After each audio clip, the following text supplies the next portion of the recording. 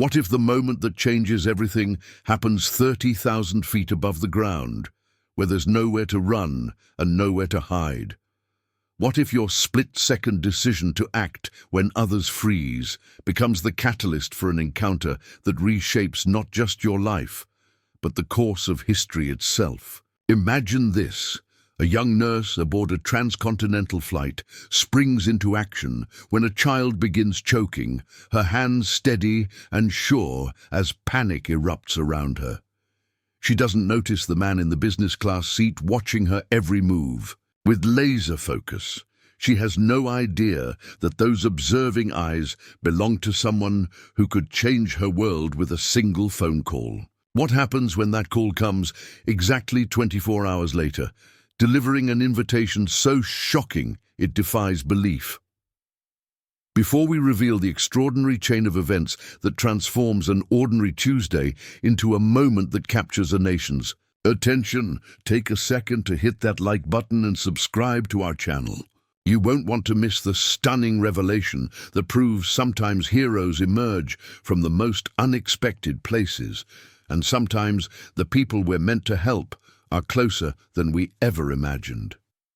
A compassionate nurse with dreams bigger than her. Circumstances: a child fighting for breath and a leader of the free world who witnessed something that reminded him what true service looks like. Stay with me for the next 30 minutes, and I promise you'll discover why genuine acts of courage never go unnoticed, and why the universe has a way of connecting souls who are meant to find each other.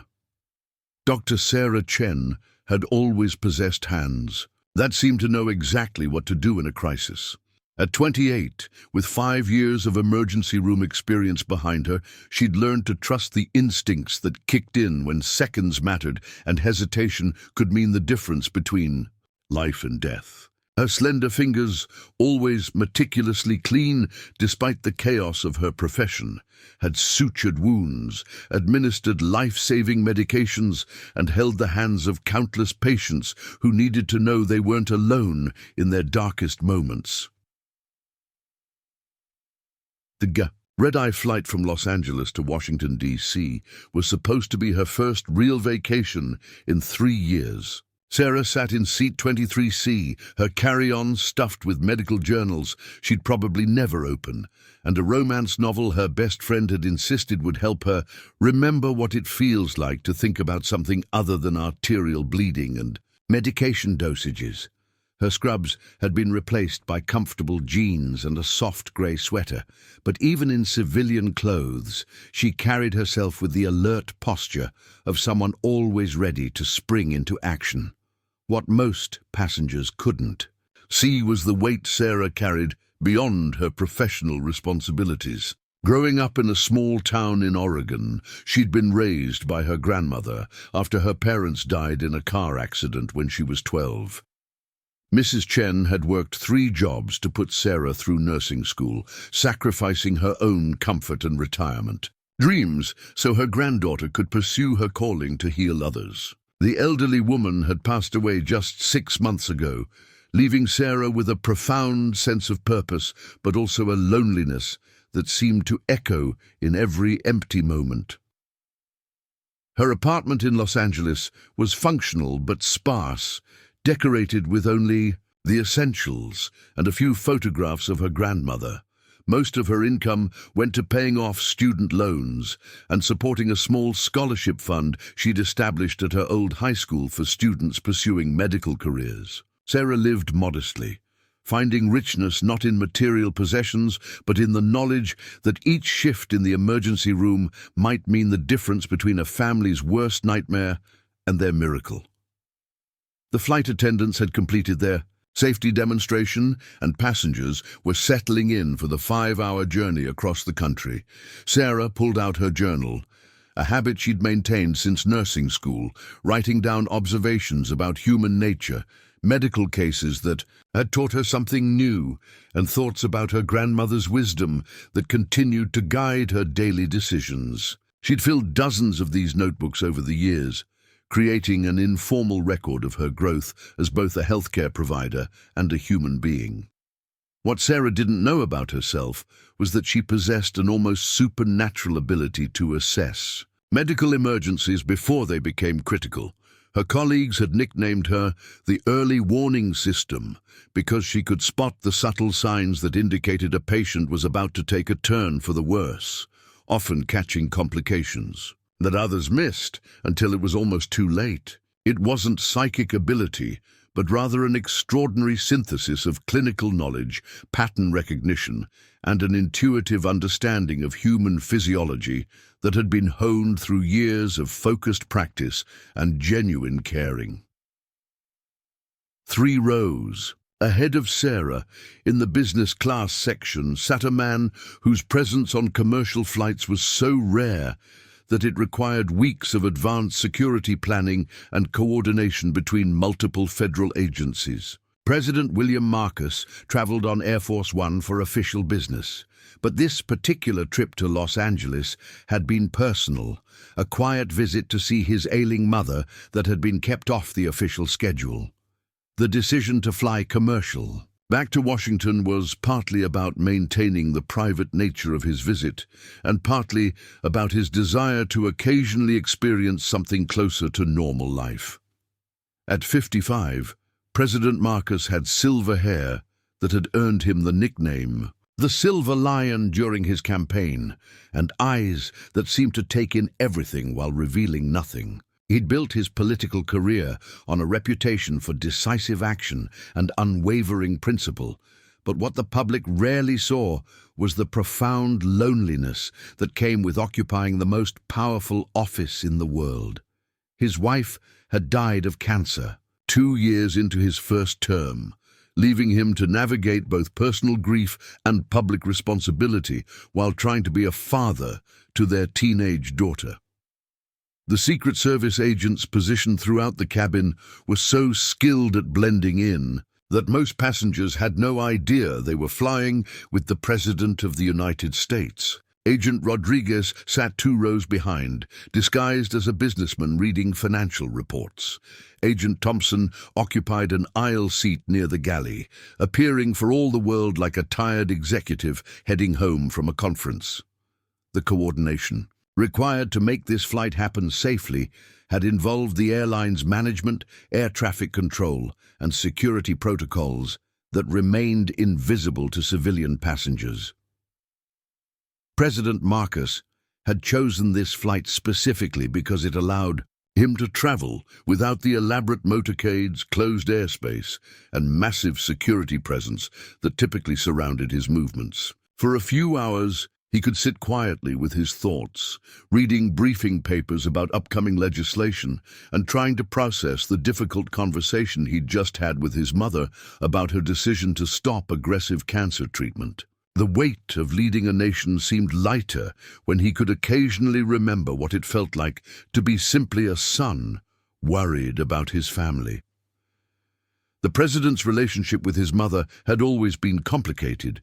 She'd raised him as a single parent after his father abandoned them when he was 8, working multiple jobs to keep them afloat while maintaining expectations for his behavior and achievements that had shaped him into the man he'd become. Their reunion in Los Angeles had been emotional, filled with conversations about regrets, forgiveness, and the strange turns life takes that can lead a boy from a broken home to the highest office in the land. As the plane reached cruising altitude and the cabin lights dimmed for the overnight flight, President Marcus found himself thinking about legacy, about the kinds of actions that truly mattered in the grand scheme of human existence. His briefing folder contained reports about economic indicators, international tensions, and domestic policy initiatives that would affect millions of lives. But his mind kept drifting to his mother's words about the importance of bearing witness to ordinary acts of extraordinary kindness. She'd always believed that character was revealed not in grand gestures, but in how people treated each other when they thought nobody important was watching. Neither Sarah nor the president could have anticipated that their paths would intersect in the next hour, or that a medical emergency would create a moment of connection that would resonate far beyond the confines of the aircraft. The flight continued its steady progress across the American landscape, carrying its diverse passengers toward destinations both planned and entirely unexpected, while somewhere in the coach section, a family was about to face every parent's worst nightmare. What neither of them knew was that in just 47 minutes, a routine flight would become a defining moment. A split-second decision would reveal the true character of a stranger, and the most powerful man in the world would witness an act of courage that would remind him why he'd entered public service in the first place. The stage was set for an encounter that would prove that heroism comes in many forms, and that sometimes the people we're meant to meet find us when we least expect it and need it most. The emergency began with a sound that Sarah's trained ears recognized immediately, even through the ambient noise of the aircraft engines and the quiet conversations of fellow passengers. Row 18, just 5 seats ahead of her position, erupted. In a commotion that started with a child's distressed coughing and quickly escalated into something far more serious. 8-year-old Marcus Thompson had been quietly eating the complimentary pretzels when one became lodged in his airway, transforming a peaceful moment into a life-threatening crisis that would test everyone around him. Marcus was traveling with his grandmother, Dorothy Thompson, a 72-year-old retired school principal who had been bringing her grandson back from visiting his father in Los Angeles. The custody arrangement required these cross-country trips several times a year, and Dorothy had made the journey dozens of times, but nothing had prepared her for watching her grandson's face begin to turn red as he clawed at his throat in a desperate attempt to dislodge the obstruction that was preventing him from breathing. The initial moments of any choking incident are crucial, and Dorothy's panic was understandable but counterproductive. She began hitting Marcus on the back with increasing force, her elderly hands lacking the precise technique required for effective back blows, while simultaneously crying out for help in a voice that carried the terror every grandparent fears most. Other passengers in the immediate vicinity began to notice the distress, but their responses ranged from concerned observation to well-meaning but ineffective attempts to assist.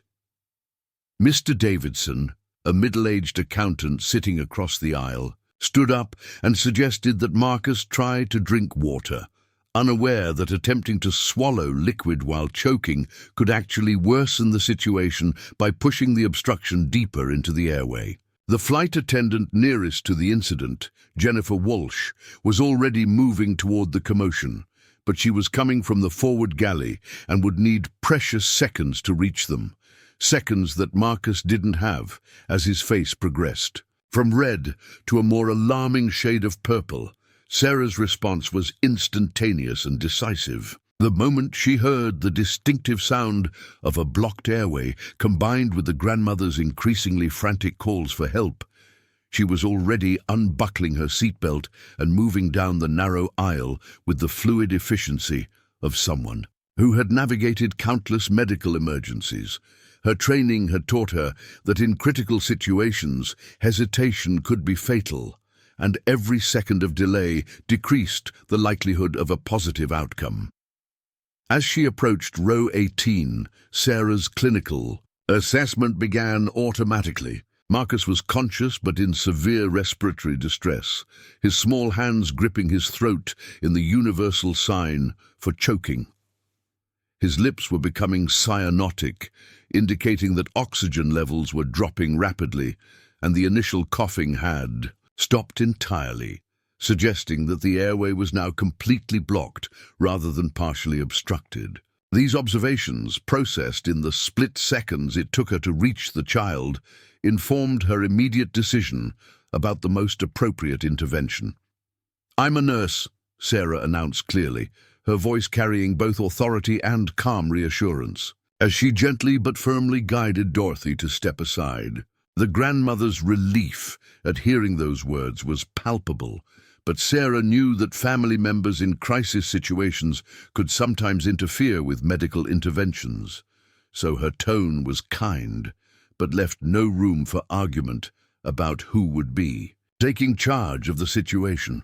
Marcus was too large for infant choking protocols, but still small enough that standard adult techniques would need to be modified for his size and physical development. Sarah positioned herself behind the child, wrapping her arms around his small torso and locating the correct hand placement for abdominal thrusts, just above the navel and below the ribcage.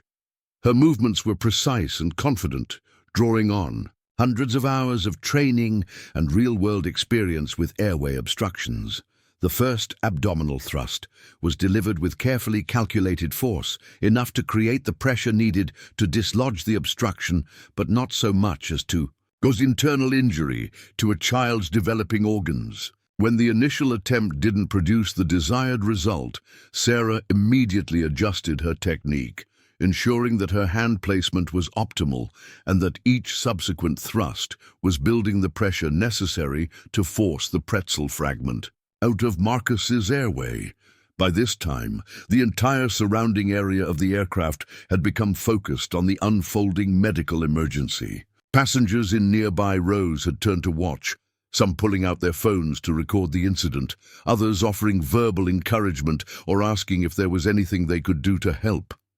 The flight attendant had arrived and was standing by with the aircraft's medical kit, ready to assist with whatever additional interventions might be necessary. President Marcus, seated in business class but with a clear view down the aisle toward the commotion, found himself transfixed by the scene unfolding before him. His security detail had immediately gone on heightened alert, as any unusual situation on an aircraft carrying the president required careful monitoring, but Agent Rodriguez had quickly assessed that this was a genuine medical emergency rather than any kind of security threat. The president's attention, however, was entirely focused on the young woman, whose calm competence stood in stark contrast to the chaos surrounding her. What struck President Marcus most profoundly was not just Sarah's clinical skill, though that was impressive enough, but the way she seemed to create a bubble of calm and control around herself and the child. While everyone else in the immediate vicinity was operating from a place of panic and emotional reaction, she had somehow managed to transform the space into something that resembled an emergency room, where clear thinking and proper procedures could take precedence over fear and confusion. Sarah's fourth abdominal thrust proved to be the critical intervention. The piece of pretzel that had been lodged in Marcus's airway suddenly flew out of his mouth and landed on the floor of the aircraft, immediately followed by a desperate, gasping breath that was the most beautiful sound Dorothy Thompson had ever heard. The child's color began to return to normal almost immediately as oxygen once again flowed freely into his lungs, and the crisis that had seemed so dire just moments before was suddenly resolved.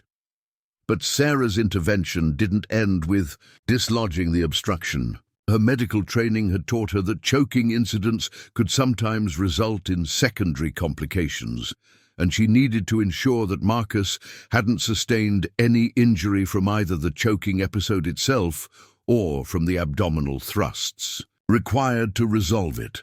She knelt down to Marcus's eye level, speaking to him in a gentle voice while conducting a quick assessment of his breathing pattern, checking for any signs of discomfort that might indicate internal injury. "You're okay now, sweetheart," she said softly, her hand resting reassuringly on his shoulder while she observed his respiratory rate and listened for any abnormal sounds that might suggest complications.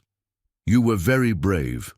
Can you tell me, if anything hurts, does your tummy feel sore where I was pushing?" Her questions were designed to elicit information about his condition, while also helping to calm him down from what had undoubtedly been a terrifying experience. Marcus nodded and said his stomach felt a little sore, which was entirely normal after abdominal thrusts, but he was breathing easily and seemed alert and oriented. Sarah explained to Dorothy that some soreness was expected and would resolve on its own, but that they should have him evaluated by a doctor once they reached Washington just as a precautionary measure. She also took a few moments to educate both grandmother and grandson about safer eating practices, particularly when traveling, and what to do if a similar situation ever arose again. The flight attendant, Jennifer Walsh, had been documenting. The incident for her required report and approached Sarah to get her contact information and medical credentials for the official record. This was standard procedure for any medical emergency that occurred during flight, and Sarah provided her nursing license number and contact information while explaining her assessment of Marcus's current condition and her recommendations for follow-up care. What Sarah didn't notice during this interaction was that President Marcus had quietly moved from his business class seat to a position where he could observe the aftermath of the emergency more closely. His Secret Service agents had initially been concerned about their protectee leaving his assigned seat, but the president had insisted, and Agent Rodriguez had positioned himself strategically to maintain visual contact while allowing his charge to witness whatever had captured his attention so completely. President Marcus found himself studying this young nurse who had responded to a crisis with such remarkable composure and skill. There was something about her demeanor that reminded him of the kind of person he'd entered politics to serve, someone who acted on principle rather than for recognition, who possessed the kind of quiet competence that made the world a better place without fanfare or expectation of reward. He watched as she continued to monitor Marcus's condition, noticed how she took time to comfort Dorothy, and observed the way other passengers seemed to gravitate toward her calming presence. As the immediate crisis resolved and passengers began returning to their seats, Sarah helped Marcus get settled comfortably next to his grandmother, ensuring that Dorothy had her contact information in case any concerns arose during the remainder of the flight or after they landed. She also spoke quietly with the flight attendant about monitoring the child for the rest of the journey and provided specific instructions about what symptoms would warrant immediate medical attention. The aircraft captain's voice came over the intercom, acknowledging that there had been a medical situation that was now resolved and thanking the passenger who had provided assistance. He also announced that emergency medical personnel would meet the aircraft upon landing to conduct a precautionary evaluation, which was standard protocol for any significant medical incident during flight. This announcement caused a brief stir among passengers who hadn't been aware of the severity of what had just occurred. As Sarah made her way back to her seat, she was stopped several times by fellow passengers who wanted to thank her or express their admiration for her quick thinking and professional response. She accepted their gratitude graciously, but deflected most of the praise, explaining that she'd simply done what her training had prepared her to do and what any medical professional would have done in the same situation. Her humility was genuine, rooted in a world view that saw medical intervention as a responsibility rather than an opportunity for heroism. President Marcus returned to his seat in business class, but his mind remained focused on what he'd witnessed. In his years of public service, he'd met countless medical professionals, from the physicians who staffed the White House Medical Unit to the specialists at Walter Reed who had cared for his wife during her illness. But there was something different about watching someone perform their calling in an uncontrolled environment without institutional support or recognition, simply because it was the right thing to do. The remainder of the flight passed quietly, with Marcus Thompson sleeping peacefully against his grandmother's shoulder while Dorothy kept a protective watch over him.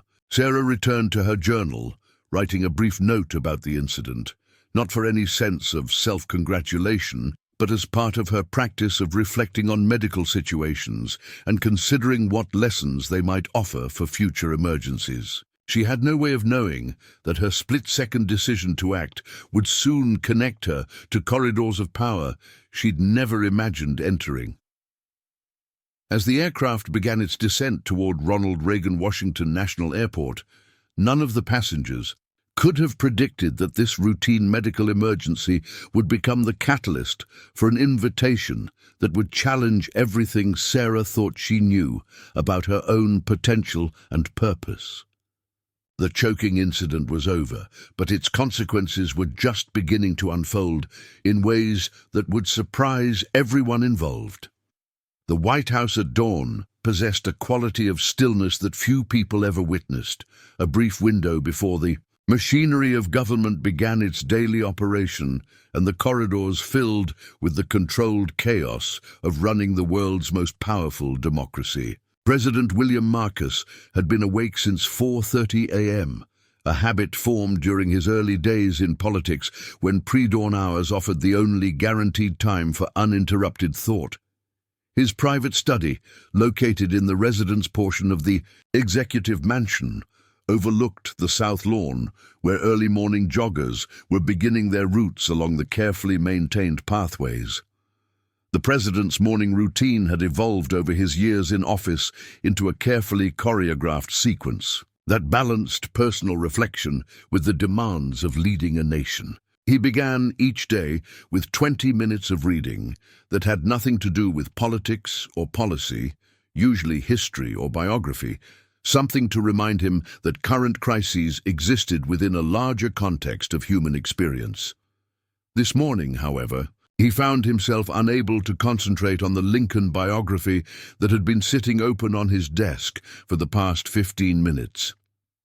His mind kept returning to the previous evening's flight and the young nurse whose competent response to a medical emergency had triggered something in him that he couldn't quite articulate. As someone whose every public appearance was carefully scripted and whose interactions with citizens were typically filtered through multiple layers of staff and security, witnessing genuine human excellence in an uncontrolled environment had been profoundly affecting.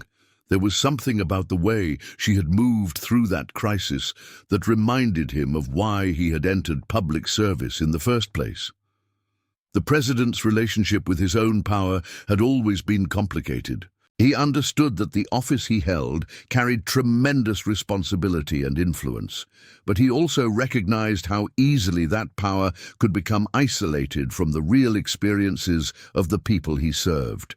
His wife, Margaret, had been his anchor to authentic human connection, the person who reminded him that behind every policy decision were real families facing real challenges. Since her death, he had struggled to maintain that connection, relying increasingly on briefing papers and statistical analysis rather than genuine human interaction.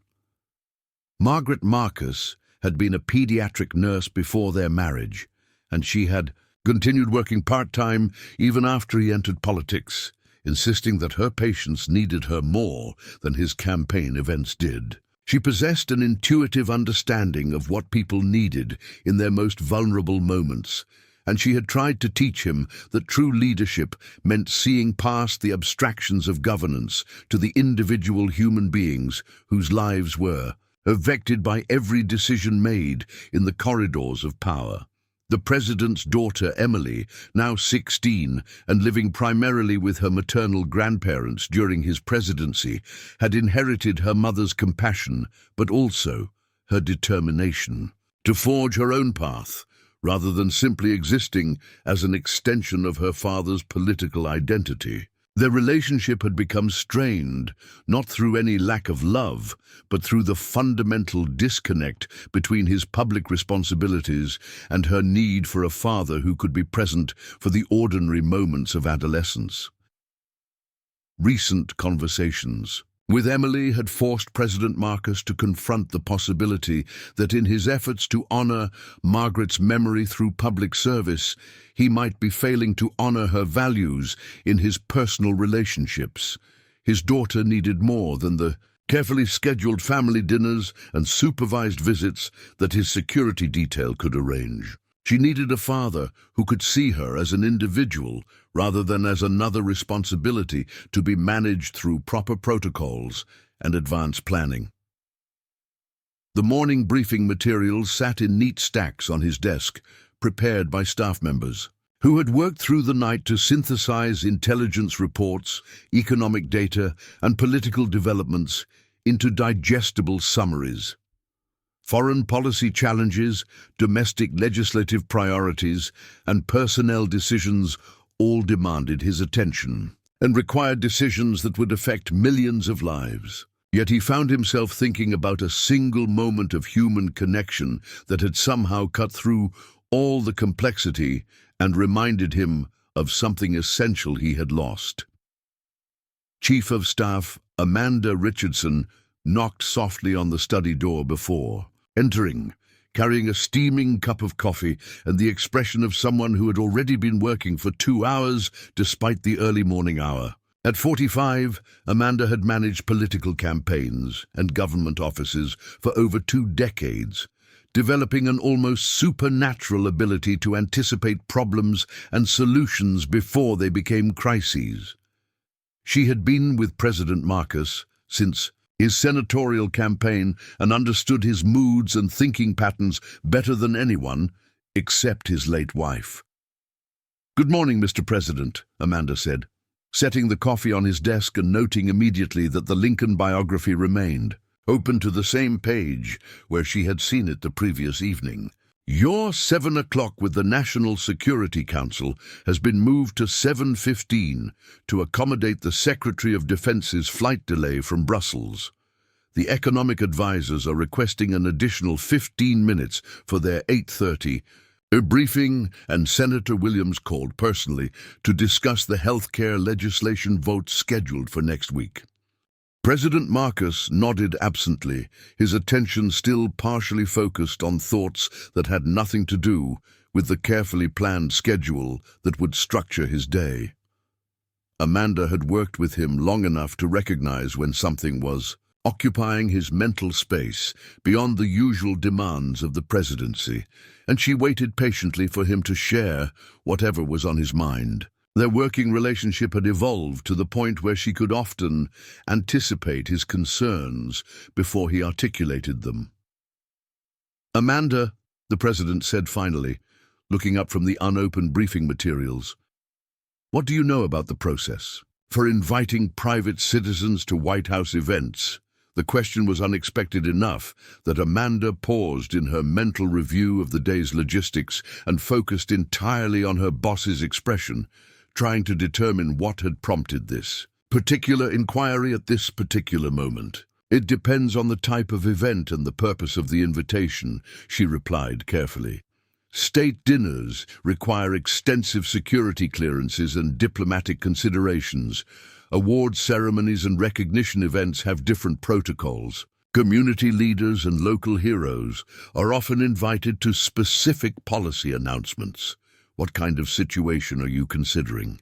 Her response was professionally neutral, but Amanda's political instincts were already analyzing potential implications and complications.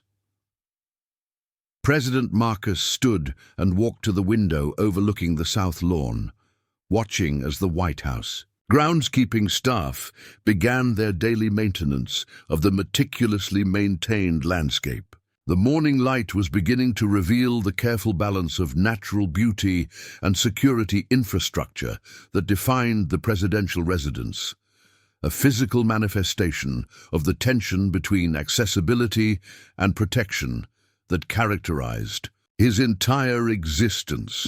"Yesterday evening, on my flight back from Los Angeles, there was a medical emergency," he began, his voice carrying a reflective quality that Amanda rarely heard during their usual policy discussions. "A child was choking, and a young nurse on the flight saved his life. Her response was immediate, competent, and completely selfless. She acted without hesitation and without any expectation of recognition or reward." Amanda listened carefully, understanding that this story was building towards something significant but not yet certain what direction it would take. The president's tendency toward philosophical reflection had intensified since his wife's death, and she had learned to distinguish between his general observations about human nature and his specific ideas for action. This felt like it might be moving toward the latter category. I watched her work, President Marcus continued, and I was reminded of something Margaret used to say about the difference between people who choose healing professions because they want to help others and those who choose them for status or security. This nurse, Sarah Chen, embodied everything we talk about when we discuss public service and civic responsibility, but she was doing it in the most natural, unrehearsed way imaginable. The mention of his late wife's name in this context told Amanda that whatever the president was considering went beyond simple recognition of good citizenship. Margaret Marcus had possessed an ability to see connections between individual human excellence and broader policy implications, and she had often encouraged her husband to find ways to highlight ordinary people doing extraordinary things as examples of American values in action. "Are you thinking about some kind of public recognition?" Amanda asked, already beginning to consider the logistics and messaging implications of different approaches. "We could arrange for her to attend a healthcare policy announcement or include her in one of the community hero recognition events. The optics would be positive, particularly if we can connect it to our healthcare initiatives or emergency preparedness programs." President Marcus shook his head, indicating that standard recognition protocols weren't quite what he had in mind. "I want to do something more personal, more direct." She acted without any thought of recognition, and I think the recognition should reflect that authenticity. "What if we invited her here, not for a public event, but for a private conversation? What if we asked her what she thinks could be done to better support people like her who are on the front lines of healthcare?" The suggestion represented a significant departure from normal White House protocols for civilian interaction. Private meetings between the president and individual citizens required extensive security clearances, background investigations, and careful scheduling coordination. Amanda understood that President Marcus was proposing something that would require considerable staff resources and create potential security complications. But she also recognized the thoughtful intention behind the idea. "That's certainly possible," Amanda replied, her mind already beginning to work through the necessary procedures. "We would need to coordinate with Secret Service for a full background check, work with White House personnel to schedule appropriate time, and determine the specific purpose and structure of the meeting. Are you thinking about this as a listening session for healthcare policy development, or more of a personal expression of gratitude?" President Marcus turned back from the window and looked directly at his chief of staff, his expression carrying the kind of focused intensity that usually emerged when he had identified a course of action that aligned with his deeper values and instincts. "Both," he said simply. "I want to thank her personally for what she did, but I also want to understand what it's like to practice medicine without the institutional support that most healthcare professionals take for granted. She made life or death decisions in real time, without backup, without equipment, without anything except her training and her commitment to helping others." Amanda nodded, understanding now that this invitation would serve multiple purposes beyond simple recognition. The president was looking for authentic connection to the healthcare challenges that his administration was trying to address through policy, and he had identified someone whose experience could provide insights that wouldn't emerge from traditional briefings or stakeholder meetings. "I'll begin the preliminary coordination this morning," Amanda said, making notes on her tablet about the various departments and personnel who would need to be involved. "Secret Service will need several days for the background investigation, and we'll want to coordinate with her employer to ensure that her participation doesn't create any professional complications." "How soon are you hoping to arrange this meeting?" President Marcus considered the question, balancing his desire for immediate action against the practical requirements of White House security and scheduling protocols.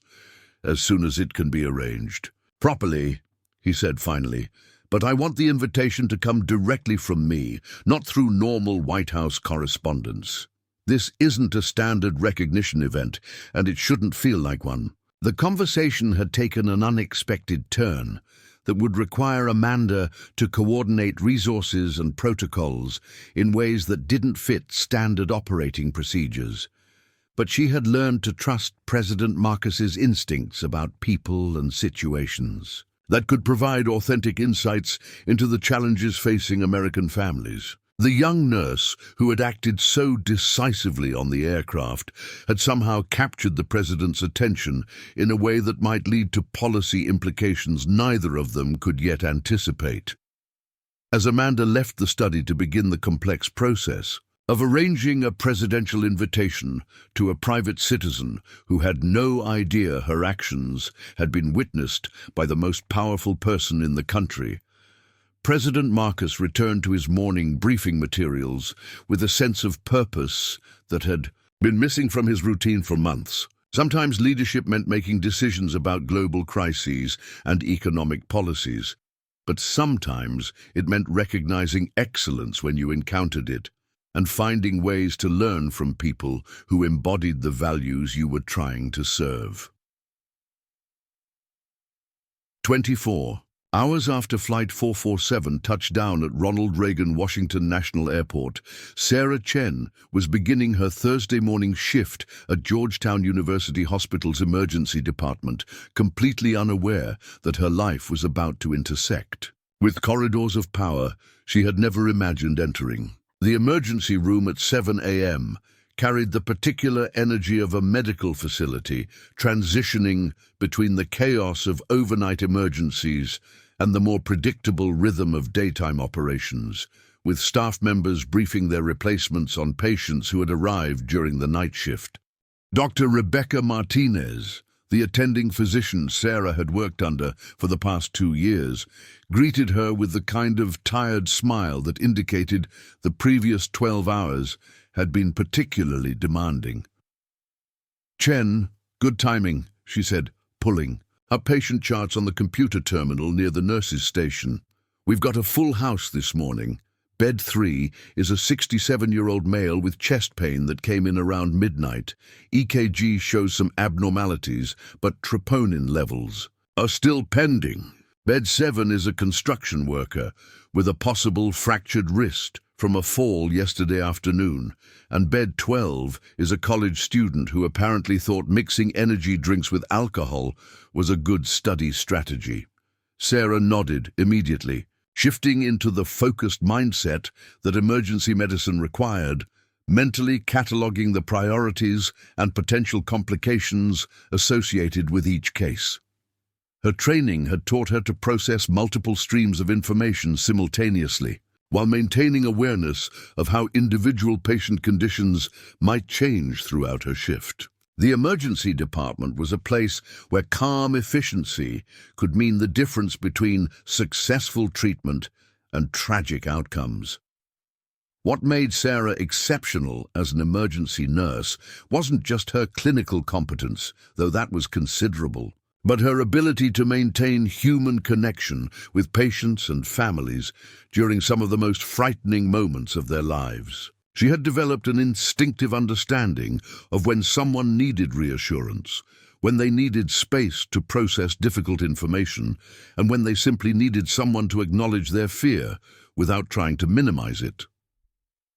The morning progressed with the usual mixture of routine medical issues and genuine emergencies that characterized urban hospital emergency departments. Sarah moved between patients with practiced efficiency, administering medications, updating doctors on changes in patient conditions, and providing the kind of steady presence that helped families navigate the uncertainty of medical crises. Her colleagues had learned to trust her assessments and recommendations, knowing that her observations were typically accurate and her instincts about patient care were rarely wrong. Around 10:30 a.m., during a brief lull in emergency admissions, Sarah was updating patient charts when her supervisor, Patricia Williams, approached with an expression that combined puzzlement and excitement. Patricia had been managing emergency department nursing staff for over 15 years and prided herself on maintaining professional composure regardless of the circumstances. But something about her demeanor suggested that normal protocols were being disrupted by an unusual situation. "Sarah," Patricia said, her voice carrying a note of barely contained amazement, "I need you to come to my office. There's someone on the phone who wants to speak with you, and I think you're going to want to take this call immediately." The request was unusual enough that Sarah paused in her chart documentation and looked at her supervisor with genuine confusion. Personal phone calls during shifts were generally discouraged unless they involved family emergencies, and Patricia's tone suggested this was something entirely outside normal hospital procedures. Patricia's office was a small, efficiently organized space that reflected her practical approach to management and her commitment to supporting her nursing staff while navigating the complex demands of hospital administration. Medical journals, policy manuals, and staff schedules covered her desk in neat stacks, but Patricia cleared a space and gestured for Sarah to sit down before handing her the phone with an expression that suggested she was still processing whatever conversation had preceded this moment. "This is Sarah Chen," she said into the phone, her voice carrying the professional courtesy she used with family members of patients, but tinged with curiosity about why she was being contacted during her shift. The voice that responded was crisp, authoritative, and completely unexpected in the context of her normal workday. "Ms. Chen, this is Amanda Richardson, Chief of Staff to President Marcus," the voice said, and Sarah felt the world shift slightly around her as she processed words that seemed to belong in a different reality than her hospital environment. "The President would like to invite you to the White House for a private meeting to discuss your actions on Flight 447 yesterday evening and to learn about your perspective on emergency medical care." Sarah's first instinct was that this had to be some kind of elaborate practical joke, possibly orchestrated by her colleagues who knew about her involvement in the airplane incident and were having fun at her expense. The idea that the President of the United States would know about her assistance with a choking child seemed so far outside the realm of possibility that her mind struggled to process the information as genuine. "I'm sorry," Sarah said carefully, "but could you please repeat that? I want to make sure I understood correctly." Her nursing training had taught her to verify important information before acting on it, and this conversation definitely qualified as important information that required verification. Amanda Richardson's voice carried patient professionalism as she repeated the invitation, providing specific details about the President's presence on Flight 447 and his observation of Sarah's response to the medical emergency. She explained that President Marcus had been traveling privately and had witnessed Sarah's intervention firsthand, and that her actions had prompted him to want to learn more about the challenges facing healthcare professionals who work outside traditional institutional settings. As the reality of the situation began to penetrate Sarah's initial disbelief, she found herself experiencing a range of emotions that included excitement, anxiety, and profound confusion about why her routine response to a medical emergency would warrant presidential attention. She had acted according to her training and her instincts, doing what any competent medical professional would have done in the same circumstances, and the idea that such actions were remarkable enough to attract notice from the highest levels of government was both flattering and bewildering. "Ms. Richardson," Sarah said, trying to maintain some semblance of composure while her mind raced through the implications of what she was hearing. "I'm honored by the President's invitation, but I'm not sure why my assistance with a choking incident would be of interest to the White House. I was just doing my job, or at least doing what my training prepared me to do. Amanda's response revealed that President Marcus was interested in more than just acknowledging Sarah's specific actions on the flight. He wanted to understand the broader context of emergency medical care, the challenges faced by healthcare professionals who worked without institutional backup, and the kinds of support that might better enable people like Sarah to serve their communities effectively. The invitation was part recognition and part consultation, an opportunity for the president to learn from someone whose experience represented perspectives that didn't typically reach the Oval Office. The conversation continued for several more minutes as Amanda explained the logistics of a White House visit, the security clearance process that would be required, and the scheduling considerations that would need to be coordinated with Sarah's work obligations. The surreal nature of discussing presidential meetings while sitting in a hospital supervisor's office, surrounded by the familiar sounds of emergency department operations, made the entire experience feel like it was happening to someone else. Preparing and narrating this type of story took us long efforts and hard work. So if you are enjoying the story, please consider subscribing to our channel. Patricia Williams had been listening to Sarah's side of the conversation with growing amazement. And when Sarah finally hung up the phone, both women sat in stunned silence for several moments, processing what had just occurred. Patricia had worked in hospital administration long enough to interact with politicians and government officials on healthcare policy issues, but she had never had an employee receive a personal invitation from the President of the United States. So, Patricia said finally, her voice carrying a mixture of pride and disbelief, "It sounds like you're going to the White House. This is certainly a first for our department." She paused, then continued with the practical considerations that were already occurring to her. "We'll need to arrange coverage for your shifts, and you'll probably want to talk to the hospital's public relations department in case this becomes a media story." Sarah nodded absently, still trying to process the reality that her split-second decision to help a choking child had somehow connected her to the most powerful office in the country.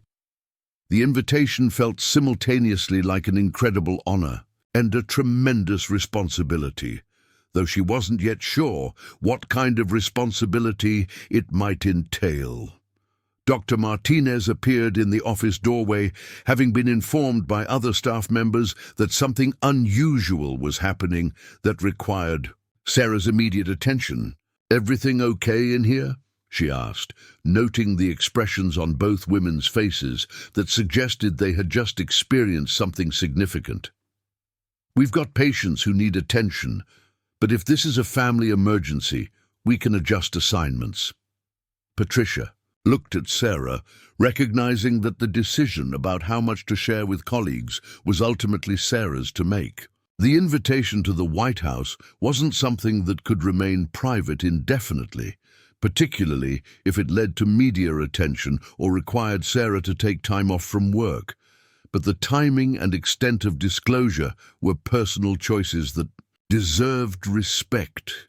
"It's not a family emergency," Sarah said slowly, still processing the implications of what had just occurred.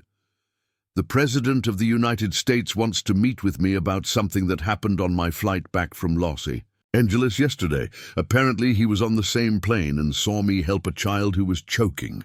The words sounded even more surreal when she spoke them aloud than they had when she was hearing them over the phone. Dr. Martinez stared at Sarah for a moment, then looked at Patricia as if seeking confirmation that this conversation was actually happening. "The President wants to meet with you about a medical emergency on an airplane," she said slowly. "That's not something you hear every day. Actually, that's not something you hear ever." The remainder of Sarah's shift passed in a blur of routine medical procedures, punctuated by moments of profound disorientation as the reality of her upcoming White House visit intermittently penetrated her concentration. Her colleagues began. Learning about the invitation through the hospital's informal communication network, and she found herself repeatedly explaining the circumstances that had led to presidential attention while trying to maintain focus on her patient's immediate medical needs. By the time her shift ended at 7 p.m., Sarah had spoken with hospital administrators about scheduling considerations, begun the security clearance process that Amanda Richardson had initiated, and started to contemplate what kind of conversation one has with the President of the United States about emergency medical care. The invitation had transformed what she had considered a routine act of professional competence into something that apparently had broader significance for healthcare policy and public service. As Sarah drove home to her small apartment, she found herself thinking about her grandmother's frequent observations about the unexpected ways that doing the right thing could lead to opportunities and responsibilities that seemed far beyond what one person could handle. Mrs. Chen had always believed that competence and compassion would eventually be recognized and rewarded, though she probably hadn't anticipated that the recognition might come from the Oval Office. The evening news carried a brief story about a medical emergency on a commercial flight that had been resolved by the quick thinking of a passenger, but the report didn't identify Sarah by name or mention the president's presence on the aircraft. The incident was described as an example of the importance of medical training and the value of citizens who were prepared to help others in crisis situations, themes that would soon take on much deeper significance as Sarah prepared for a conversation that would challenge her understanding of her own role in the broader landscape of American healthcare. The call from Amanda Richardson had come on Thursday morning, and by Friday afternoon, Sarah found herself standing before the imposing black iron gates of the White House, clutching her purse with trembling hands and trying to comprehend that she was actually about to enter the most famous residence in America. The security clearance process had been expedited through channels she didn't fully understand, involving background checks, reference interviews, and coordination between multiple federal agencies that had somehow compressed what normally took weeks into less than 48 hours. Sarah had chosen her outfit with the kind of careful consideration typically reserved for job interviews or first dates, settling on a navy blue dress that struck what she hoped was the appropriate balance between professional respect and personal authenticity. Her grandmother's pearl necklace, the only piece of valuable jewelry she owned, felt like armor against the intimidating formality of her surroundings, a tangible connection to the woman who had taught her that dignity and grace were qualities that belonged to everyone regardless of their circumstances. The White House security checkpoint was unlike anything Sarah had experienced, involving multiple layers of identification verification, metal detectors, and background confirmation. That made airport security seem casual by comparison. Secret Service agents processed her credentials with practiced efficiency while maintaining the kind of professional courtesy that managed to be both welcoming and absolutely serious about their protective responsibilities. Every step of the process reinforced the reality that she was entering a space where the normal rules of civilian life were superseded by considerations of national security. Agent Patricia Collins, assigned to escort Sarah through the White House, complex, possessed the bearing of someone accustomed to facilitating interactions between private citizens and the highest levels of government while ensuring that security protocols were never compromised. She guided Sarah through corridors lined with portraits of former presidents and historical artifacts that represented centuries of American political leadership, explaining architectural details and historical significance in a way that helped distract from the nervousness that was making Sarah's palms sweat. "The President is looking forward to meeting with you," Agent Collins said, as they walked through the West Wing toward the Oval Office, her voice carrying the kind of reassuring professionalism that suggested she had guided many nervous visitors through this same experience. He was quite impressed by your response to the medical emergency on Flight 447, and he's hoping to learn from your perspective about emergency healthcare challenges. Sarah nodded, though she still felt profoundly disconnected from the idea that her routine application of nursing skills could provide insights valuable to presidential decision-making. The corridors they traversed hummed with the controlled energy of people engaged in running the world's most powerful democracy, staff members moving with purposeful efficiency while maintaining the kind of subdued demeanor appropriate to their proximity to ultimate political authority.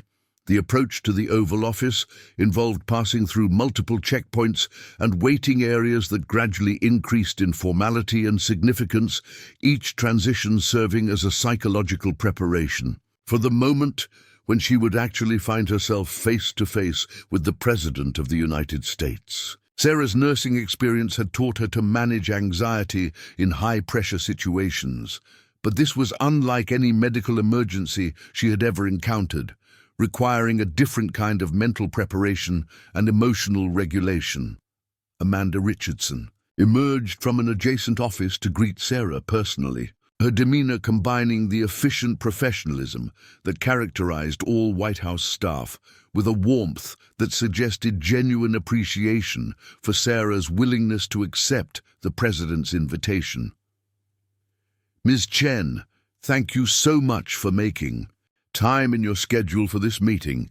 The President has been looking forward to this conversation since yesterday morning. The final moments before entering the Oval Office passed in a blur of last-minute instructions about protocol, positioning, and the general structure of the meeting, though Amanda emphasized that President Marcus wanted the conversation to feel as natural and unrehearsed as possible. Sarah was told that the president preferred direct, honest communication over formal deference, and that her perspective as a frontline healthcare worker was exactly what he hoped to understand better.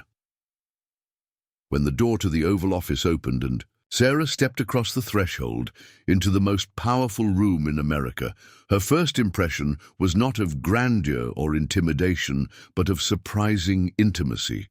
The space was certainly impressive, with its distinctive oval shape, high ceilings, and carefully curated furniture that reflected both historical significance and contemporary functionality. But President Marcus had arranged the seating to create an environment that felt more like a living room conversation than a formal government meeting. President William Marcus rose from his chair as Sarah entered, extending his hand with a smile that immediately conveyed genuine warmth and appreciation rather than the practiced political charm she had expected.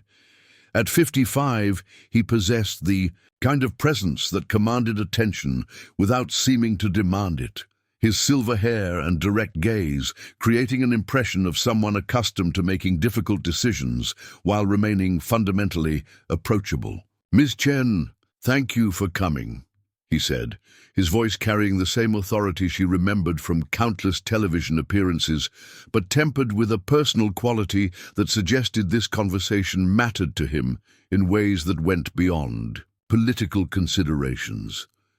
"Please have a seat. I hope you don't mind that I asked for this meeting to be just the two of us. I wanted to hear about your experience without the formal structure that usually accompanies White House meetings." Sarah settled into the chair President Marcus indicated, trying to process the surreal reality of sitting in the Oval Office while maintaining enough composure to engage in meaningful conversation. The room's famous windows overlooked the south lawn, where she could see ground staff maintaining the meticulously landscaped gardens that served as the president's backyard and one of the most secure pieces of real estate in the world. "Mr. President," Sarah began, her voice steadier than she had expected given the circumstances, "I'm still not entirely sure why my assistance with a choking incident would warrant your attention. I was just doing what my training prepared me to do, what any nurse would have done in the same situation." Her response reflected genuine confusion about the significance others were attaching to actions that felt routine and unremarkable from her perspective. President Marcus leaned forward, slightly, his expression indicating that her question was exactly what he had hoped she would ask. "That's precisely why I wanted to meet with you," he said. "You acted without hesitation, without institutional support, without any expectation of recognition or reward. You saw someone who needed help, and you provided it with remarkable competence and compassion. Those qualities are exactly what we should be supporting and enabling in our healthcare system." The conversation that followed unfolded with surprising naturalness as President Marcus asked detailed questions about Sarah's background, her training, her work in the emergency department, and the challenges she encountered in providing medical care under various circumstances. His questions revealed a sophisticated understanding of healthcare policy issues, combined with genuine curiosity about the human experiences that shaped those policies at the individual level. Sarah found herself describing the emotional demands of emergency nursing, the split-second decision-making required in critical situations, and the way that financial constraints and institutional limitations affected her ability to provide optimal patient care. She talked about her grandmother's influence on her career choice, her ongoing student loan obligations, and her dreams of eventually pursuing advanced training in emergency medicine if she could find a way to afford the additional education. What surprised Sarah most about the conversation was President Marcus's ability to listen without immediately offering solutions or making political connections to her experiences. He asked follow-up questions that demonstrated genuine engagement with the details of her work, and he shared observations about healthcare policy that revealed how individual stories like hers influenced the broader decisions his administration was trying to make about medical care accessibility and quality. "One of the things that struck me about watching you work," President Marcus said, "was how you seemed to create a bubble of calm and competence around that crisis. Everyone else was operating from panic, but you transformed the situation into something manageable. That's not just clinical skill, that's leadership. And it made me wonder what other situations might benefit from that kind of approach." Sarah considered his observation carefully, recognizing that he was identifying qualities in her actions that she hadn't consciously recognized herself. "I think emergency medicine teaches you that panic is contagious, but so is confidence," she said slowly. "When people are scared, they look for someone who seems to know what they're doing. If you can project competence even when you're not entirely sure of the outcome, it helps everyone involved make better decisions." The conversation gradually expanded beyond Sarah's specific experience to broader questions about healthcare delivery, the challenges facing medical professionals, and the kinds of support systems that might better enable people like her to serve their communities effectively.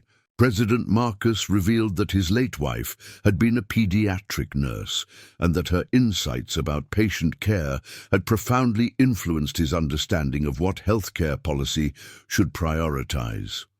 "Margaret used to say that the most important medical interventions often happened in the spaces between institutional care," he shared, his voice carrying a note of personal reflection that suggested this conversation was touching on themes that went beyond professional interest.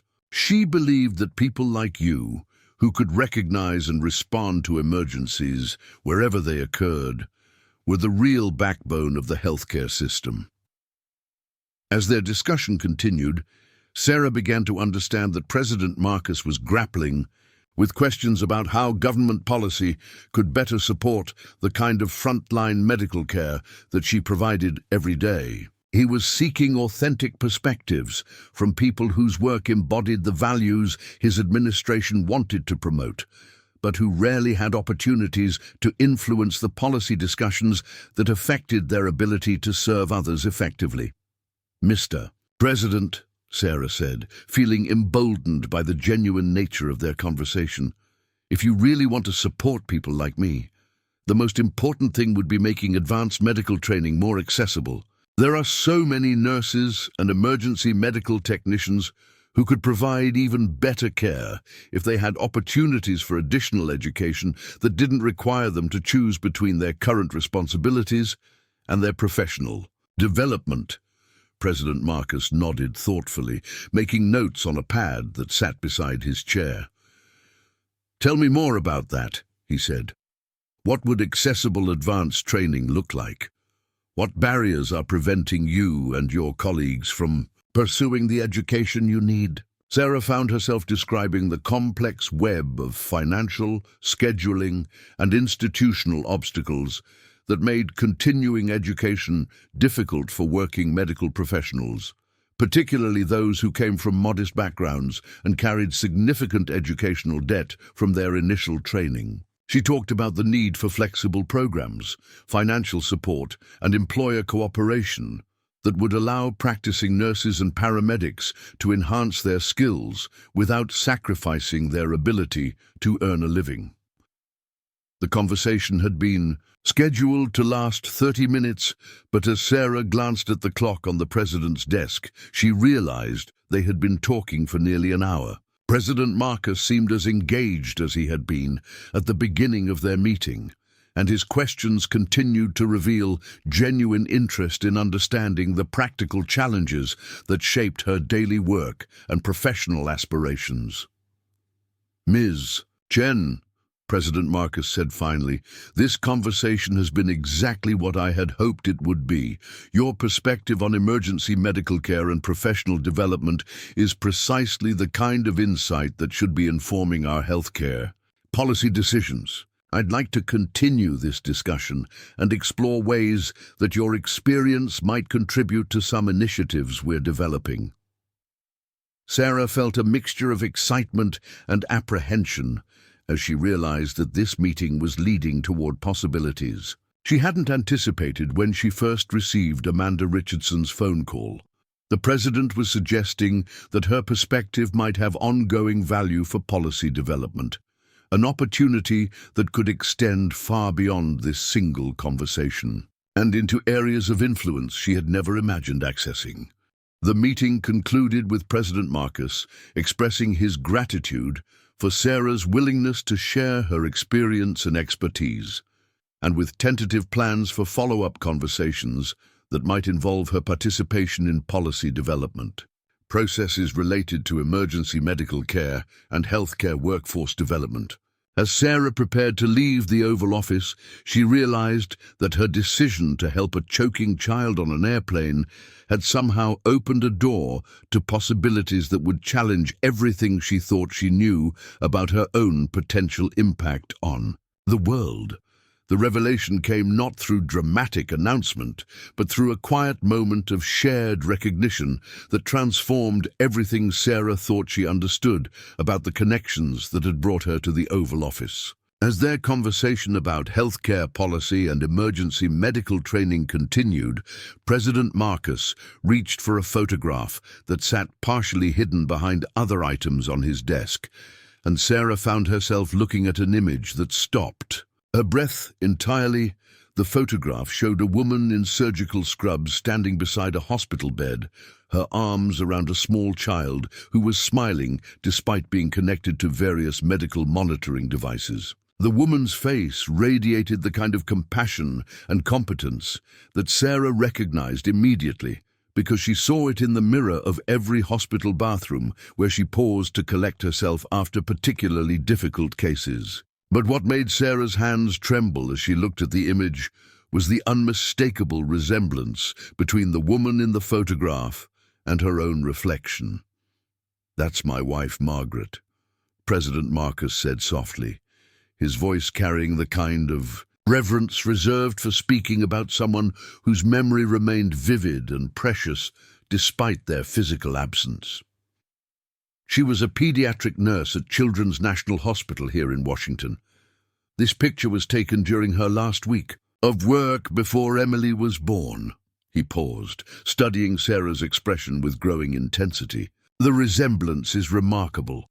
But what struck me most about watching you on that airplane wasn't how you looked. It was how you moved, how you approached that crisis with exactly the same combination of clinical competence and intuitive compassion that Margaret possessed. Sarah stared at the photograph, feeling pieces of a puzzle beginning to arrange themselves in ways that seemed to defy rational explanation. The woman in the image could have been her older sister or cousin, sharing not just physical features but an expression of determined gentleness that Sarah had seen in mirrors throughout her nursing career.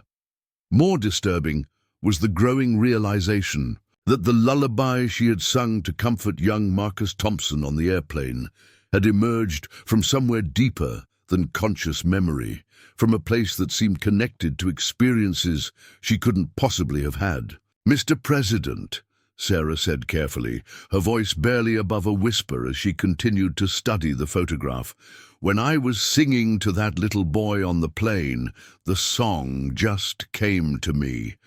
I've never been able to remember where I first heard it, but it felt like something I'd always known, something that belonged to me in a way I couldn't explain."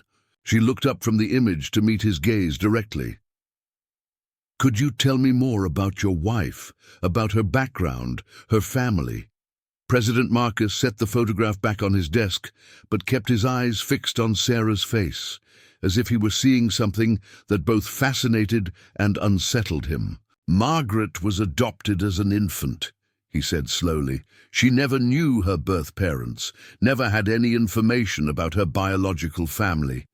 She used to joke that her medical instincts came from some unknown ancestor who had been a healer, that her ability to comfort sick children was something she'd inherited from people she would never meet."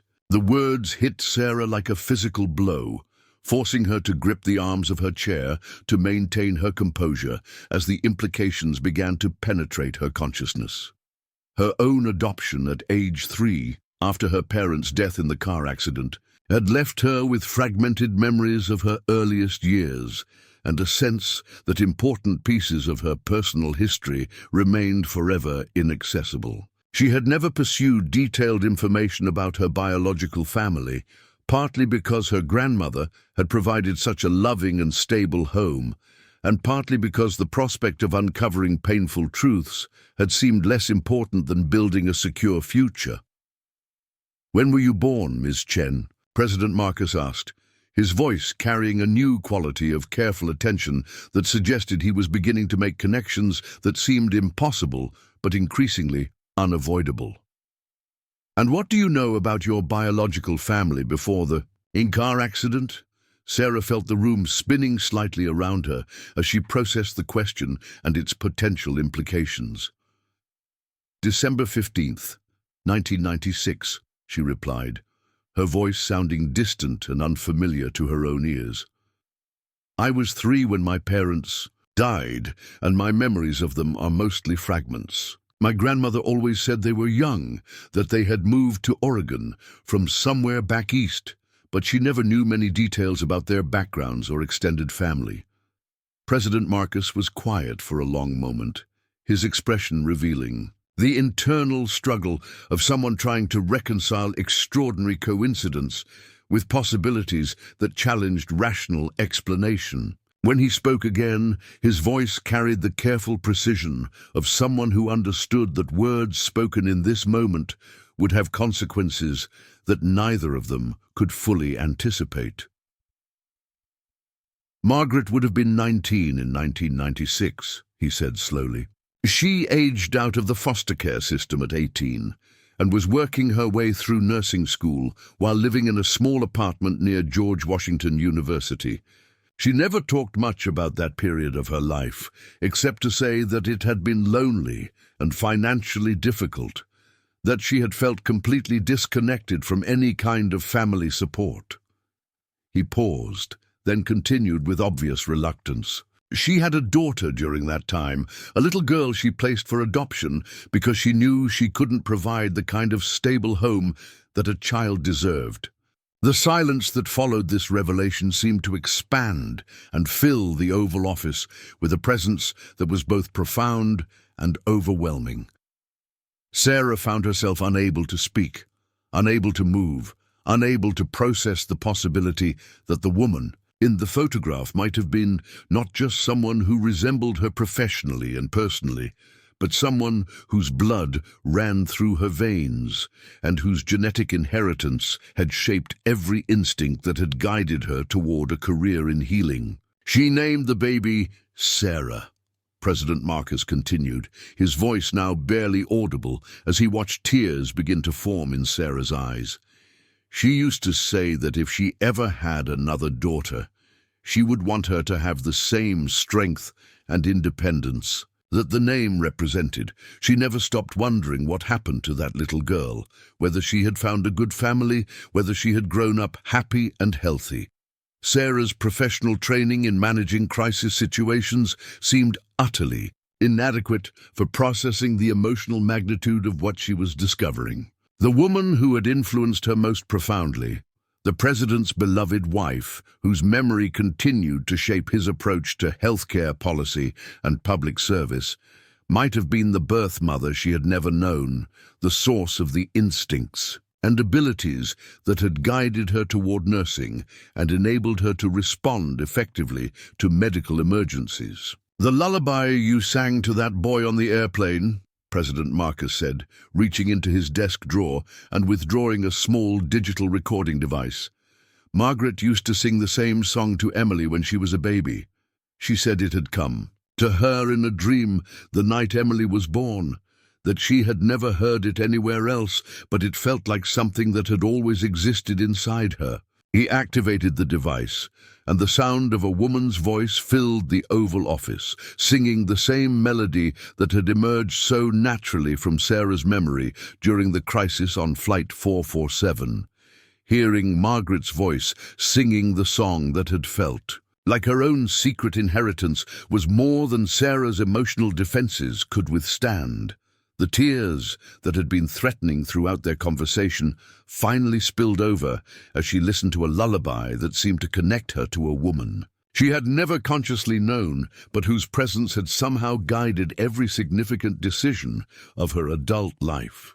President Marcus moved from his chair to kneel beside Sarah's seat, offering a box of tissues while maintaining the kind of respectful distance that acknowledged the profound nature of what she was experiencing. His own eyes were bright, with unshed tears, as he watched her process the possibility that his late wife, the woman whose memory motivated his commitment to healthcare reform and compassionate governance, might have been the biological mother Sarah had never been able to remember. "We would need DNA testing to know for certain," he said gently, his voice carrying both hope and apprehension about what such testing might reveal. "But the similarities are remarkable. Your physical appearance, your medical instincts, your approach to patient care, even the way you held that child on the airplane, everything reminds me of Margaret in ways that seem too significant to be coincidental." Sarah nodded through her tears, understanding that they had reached a moment that would require decisions about how deeply they wanted to explore connections that could reshape both of their understanding of family, loss, and the mysterious ways that people who are meant to find each other can be drawn together across years and circumstances that should have kept them apart forever. "If the testing confirms what we both suspect," President Marcus continued, "it would mean that Margaret's daughter, the child she never stopped loving and wondering about, grew up to embody everything she believed about the healing professions and public service. It would mean that her biological daughter was there on that airplane, using the same instincts and skills that Margaret had possessed, guided by the same commitment to helping others that had motivated every decision of Margaret's adult life. The implications extended far beyond personal revelation to questions about destiny, coincidence, and the possibility that some connections transcend death and separation to create encounters that seem orchestrated by forces larger than individual. Choice or chance? Sarah found herself thinking about her grandmother's frequent observations about the way that doing good work could lead to unexpected opportunities, and wondering whether Mrs. Chen had somehow sensed that Sarah's life contained connections and purposes that would only become clear through years of faithful service to others. "Mr. President," Sarah said finally, her voice steadied by the professional composure that had sustained her through countless medical emergencies, "regardless of what DNA testing might reveal, this conversation has already changed my understanding of why I became a nurse and why I felt so compelled to help that child on the airplane. Whether Margaret was my birth mother or simply someone whose example inspired the kind of person I've tried to become, I feel connected to her legacy and honored to continue the work she began."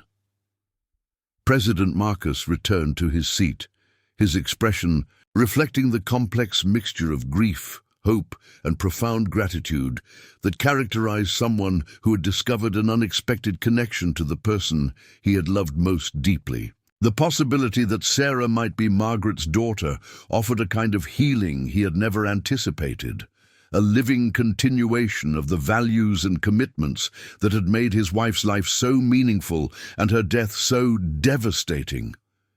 Their conversation had evolved from a simple acknowledgement of professional competence to something that might reshape both of their understanding of family, purpose, and the mysterious ways that love can transcend death to create new relationships and opportunities for service.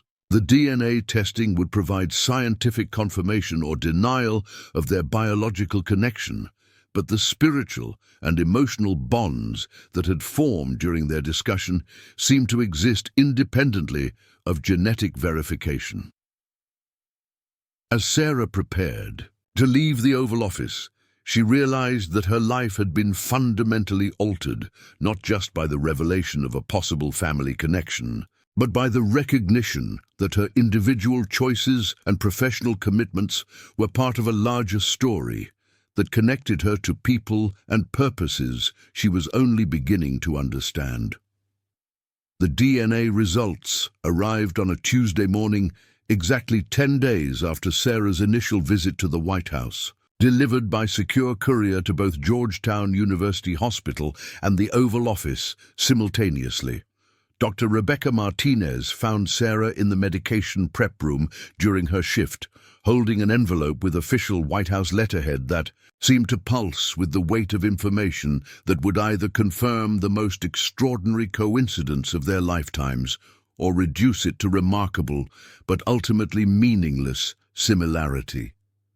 Sarah's hands trembled as she opened the envelope, aware that Dr. Martinez and several other colleagues had gathered nearby, having learned through the hospital's informal communication network that their emergency department nurse was potentially connected to the president's family in ways that defied ordinary explanation. The laboratory report from the National Institutes of Health was written in the precise, technical language of genetic analysis, but the conclusion was stated with unmistakable clarity.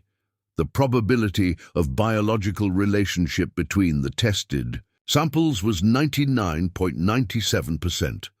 Margaret Elizabeth Marcus, the president's late wife, who had devoted her career to pediatric nursing before her death from postpartum complications, was indeed Sarah's biological mother. The young woman who had responded so instinctively to a choking child on Flight 447 was the daughter that Margaret had placed for adoption 28 years earlier, the child she had wondered about every day for the remainder of her life, the biological connection that explained why Sarah's approach to emergency medical care so perfectly mirrored the compassion and competence that had made Margaret legendary among her colleagues.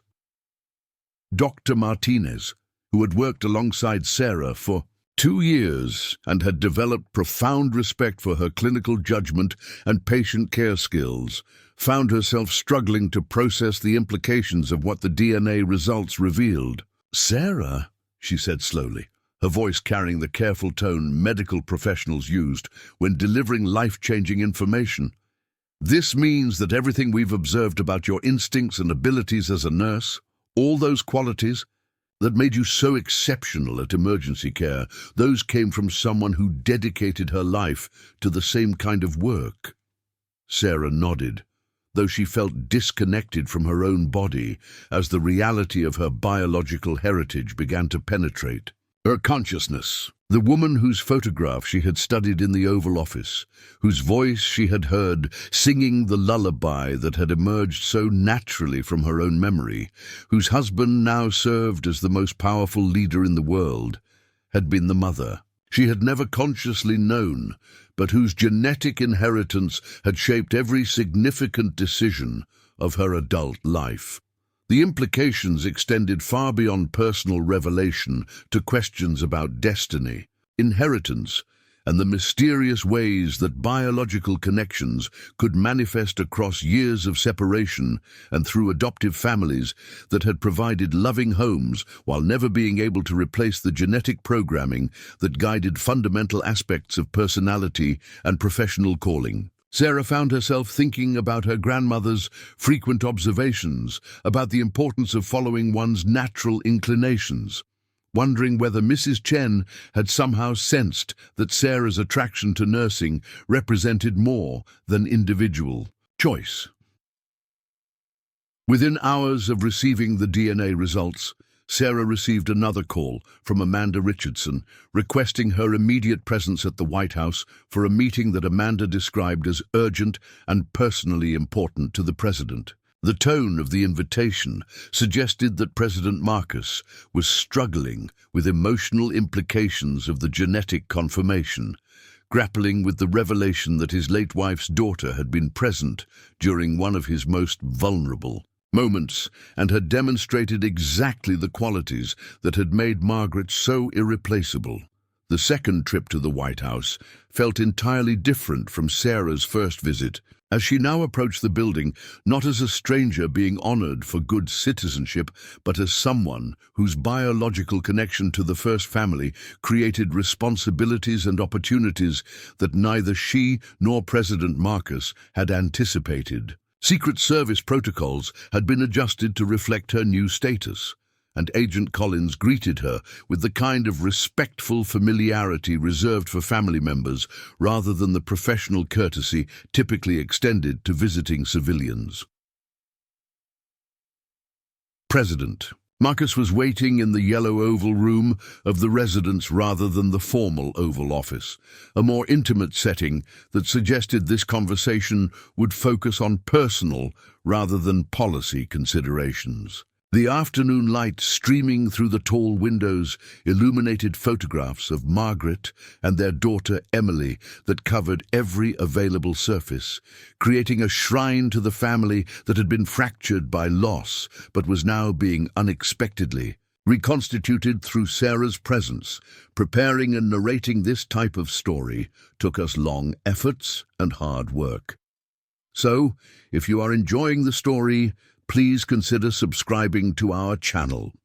I've been thinking about this constantly since we received the results, President Marcus said, his voice carrying a combination of wonder and emotional exhaustion that suggested he had slept very little during the past week. Margaret used to say that she could feel her daughter's presence in the world, that somewhere there was a young woman who carried her genes and her instincts and her commitment to helping others. She believed that love could transcend physical separation, that the daughter she had given up would somehow find ways to honor the values that had motivated her decision. Sarah studied the photographs that surrounded them, seeing her own features reflected in images of a woman whose life had intersected with hers in ways that seemed orchestrated by forces beyond individual choice or circumstance. Margaret's face in the pictures radiated the same combination of clinical competence and intuitive compassion that Sarah recognized in mirrors throughout her nursing career. But there was also a quality of loss and longing that suggested the adoption decision had left permanent emotional scars. "She never stopped loving you," President Marcus continued, picking up a journal from the side table and opening it to a page marked with a ribbon bookmark. She wrote about you regularly, especially around your birthday and Mother's Day. Listen to this entry from December 15th, 2018. Sarah would be 22 today, probably finished with college, maybe starting a career or thinking about graduate school. I hope she chose work that makes her happy, that she found a family who encouraged her dreams and helped her become whoever she was meant to be. Hearing Margaret's written words about her created a sensation that Sarah had no framework for processing, a mixture of grief for the relationship they had never been able to develop, and gratitude for the love that had persisted despite their separation. The journal entries revealed a mother who had never stopped thinking about her daughter, who had channeled her parental love into professional dedication while maintaining hope that their paths might someday converge in ways that would allow for healing and connection. "There's something else," President Marcus said, closing the journal and looking directly at Sarah with an expression that combined vulnerability and determination. "Emily, our daughter, has been struggling since Margaret's death. She's 16 now, brilliant and strong-willed like her mother, but she's angry about losing her mom and frustrated with me for being emotionally unavailable while dealing with my own grief and the demands of the presidency." Sarah understood immediately that President Marcus was leading toward a request that would challenge her understanding of her own role in this reconstituted family structure. Emily had lost her mother during adolescence, the most crucial period for female identity development, and was now being raised by a father whose public responsibilities limited his ability to provide the kind of emotional presence that teenage girls desperately needed. "Emily knows about you now," President Marcus continued. "I showed her the DNA results and some of Margaret's journal entries about the daughter she had placed for adoption. Emily's reaction was complicated, a mixture of excitement about having a sister and resentment that you grew up while she lost her mother. But I think she needs to meet you. I think she needs to see that Margaret's legacy continues through someone who shares her genes and her commitment to helping others." The request represented an opportunity and a responsibility that Sarah felt entirely unprepared to handle. Becoming part of the president's family would transform every aspect of her life, subjecting her to security protocols and media attention that would make her current existence as a private citizen impossible to maintain. More significantly, developing a relationship with Emily would require her to navigate the complex emotional terrain of a grieving teenager who might see her as either a welcome connection to her lost mother or an unwelcome reminder of what she would never have. "Mr. President," Sarah said carefully, recognizing that her response would shape the trajectory of multiple lives, "I want very much to meet Emily and to honor Margaret's memory by being whatever kind of family member she needs me to be, but I also think we need to be realistic about what this means for everyone involved. My life as a working nurse in a public hospital is going to be incompatible with the security requirements of being connected to your family." President Marcus nodded, indicating that he had already begun considering the practical implications of integrating Sarah into his family while respecting her autonomy and professional commitments. "We've been thinking about that," he said, "and I have a proposal that might address both the personal and professional considerations.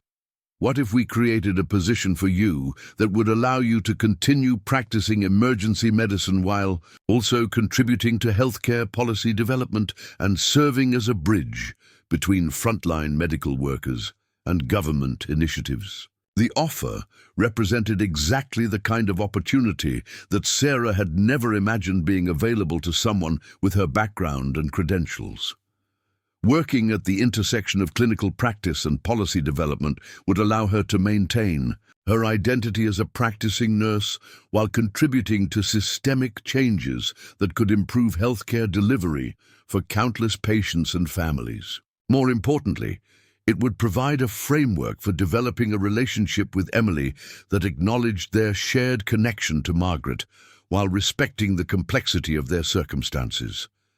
There's a foundation being established in Margaret's name, President Marcus explained, focused on supporting emergency medical training and improving access to healthcare for underserved populations. The position would involve dividing your time between clinical work, policy consultation, and program development, with the flexibility to maintain your nursing practice while contributing to initiatives that Margaret would have supported enthusiastically. Sarah found herself thinking about her grandmother's frequent observations about the way that faithful service to others could lead to opportunities that seemed impossible, but were actually the natural result of competence and dedication being recognized and rewarded.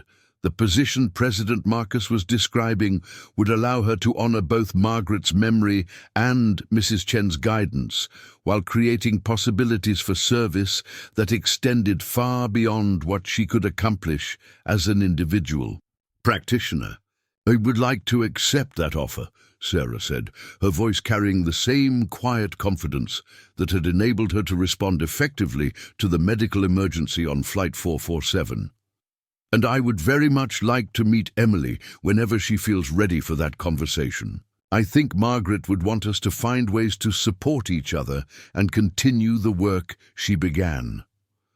The remainder of their conversation focused on practical arrangements for Sarah's transition into her new role and the careful planning required to introduce her to Emily in ways that would minimize emotional complexity while acknowledging the significance of their biological connection. President Marcus revealed that Emily had been asking questions about Sarah since learning about the DNA results, expressing curiosity about her half-sister's life and career, while also voicing concerns about whether Sarah's presence would somehow diminish her own relationship with her father. As Sarah prepared to leave the White House that evening, she realized that her decision to help a choking child on an airplane had initiated a series of revelations and opportunities that would reshape every aspect of her future while connecting her to a family and a purpose she had never imagined being able to access. The woman whose photograph had revealed their biological connection had somehow orchestrated, from beyond death, a reunion that would allow her daughter and her husband to find healing through their shared commitment to the values that had motivated Margaret's life and career. The transformation from emergency department nurse to presidential family member would require adjustments and sacrifices that Sarah was only beginning to comprehend. But the opportunity to honor Margaret's legacy while contributing to healthcare policy and developing a relationship with Emily seemed like the natural continuation of a story that had begun with an adoption decision made out of love and had culminated in a moment of recognition that proved some connections transcend death to create new possibilities for service and family. 6 months after the DNA results confirmed what their hearts had already recognized, Sarah found herself standing in the East Room of the White House, wearing the navy blue dress that had become her signature for important occasions, watching as President Marcus signed the Margaret Elizabeth Marcus Emergency Medical Training Act into law. The legislation, which had emerged directly from their conversations about healthcare accessibility and professional development, would provide federal funding for emergency medical training programs and create pathways for working healthcare professionals to pursue advanced certifications without sacrificing their ability to support their families. The signing ceremony brought together an extraordinary collection of people whose lives had been touched by Margaret's legacy and Sarah's unexpected integration into the presidential family. Emergency medical technicians, nurses, paramedics, and healthcare administrators filled the elegant room, their presence transforming the formal space into something that felt more like a family reunion than a political event. Dr. Rebecca Martinez had traveled from Georgetown University Hospital, along with several colleagues who had watched Sarah's remarkable journey from emergency department nurse to presidential advisor, with a mixture of pride and amazement that one of their own had achieved such extraordinary influence. Emily Marcus, now 17 and having spent the past 6 months developing a relationship with her half-sister that had exceeded everyone's hopes, stood beside Sarah with the kind of confident composure that reflected both her natural intelligence and the healing that had occurred through their growing connection.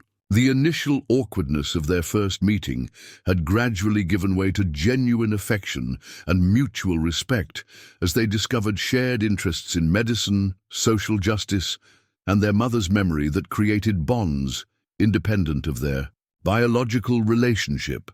The foundation that had been established in Margaret's name had become a model for how government initiatives could partner with private philanthropy to address systemic healthcare challenges while honoring the memory of individuals whose lives embodied the values being promoted. Sarah's role as executive director had allowed her to maintain clinical practice 2 days per week at Georgetown University Hospital, while spending the remainder of her time developing programs, consulting with policymakers, and speaking at medical conferences about emergency care accessibility.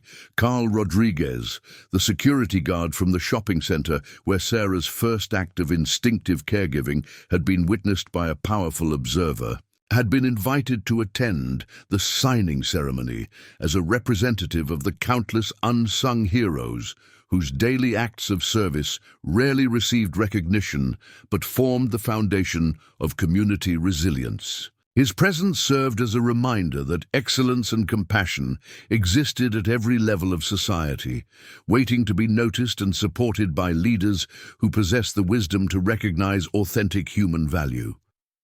Dr. Patricia Williams, Sarah's former supervisor at the hospital, had accepted a position with the Margaret Marcus Foundation as Director of Clinical Training Programs, overseeing the development of educational initiatives that would benefit thousands of healthcare workers across the country. Her transition from hospital administration to foundation leadership reflected the ripple effects of Sarah's journey, creating opportunities for others to contribute to systemic change while maintaining their connection to direct patient care. As President Marcus approached the ceremonial desk where he would sign the legislation into law, Sarah found herself thinking about the extraordinary sequence of coincidences and choices that had led from a choking incident on an airplane to this moment of policy achievement and family healing. The young boy, whose airway obstruction had prompted her intervention, Marcus Thompson, was now a healthy 9-year-old whose grandmother had become an advocate for emergency medical training in schools, inspired by witnessing how quickly a medical crisis could threaten a child's life and how dramatically proper intervention could change the outcome. This legislation represents more than government policy, President Marcus said, addressing the assembled guests with the kind of personal passion that characterized his most meaningful speeches. It embodies the belief that excellence in emergency medical care should be accessible to everyone who feels called to serve others, regardless of their economic circumstances or geographic location. The woman this foundation honors, my late wife Margaret, believed that healing was a sacred calling that deserved society's full support and recognition. Sarah watched Emily's face during her father's speech, noting how the teenager's expression reflected both pride in her mother's legacy and satisfaction that her family had found ways to honor Margaret's memory through actions that would benefit countless others. The relationship between Sarah and Emily had evolved beyond the initial curiosity about their biological connection to genuine sisterly affection based on shared values, mutual respect, and their common commitment to carrying forward the principles that had guided Margaret's life and career. The legislation being signed would establish emergency medical training centers in underserved communities, provide scholarships for healthcare workers pursuing advanced certifications, and create mobile training units that could bring educational opportunities directly to rural and urban areas where traditional programs were inaccessible. The initiatives reflected Sarah's deep understanding of the barriers that prevented capable people from developing their full potential as healthcare providers, combined with the political influence necessary to transform individual insights into systematic change.